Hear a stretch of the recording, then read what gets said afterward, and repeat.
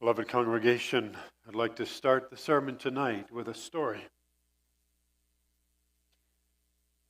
It's a story that happened quite close to my previous congregation in Ontario, somewhere in the fields.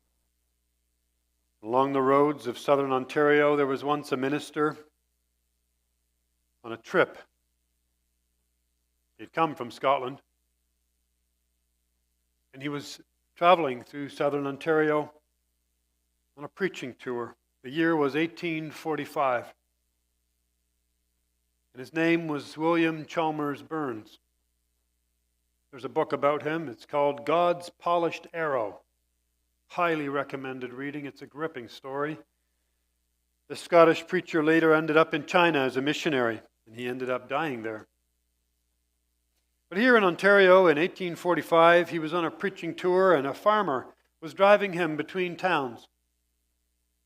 And it was winter. And the snow was coming down.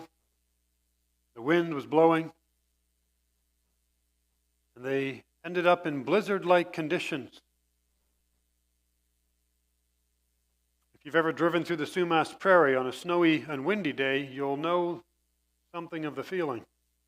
They had one of those snowstorms, blinding conditions, blowing snow, and the farmer said, "This storm is awful." And William Burns replied, "Nothing is awful but the wrath of God." Quite a thing to say. There was a man gripped with the sight of that wrath.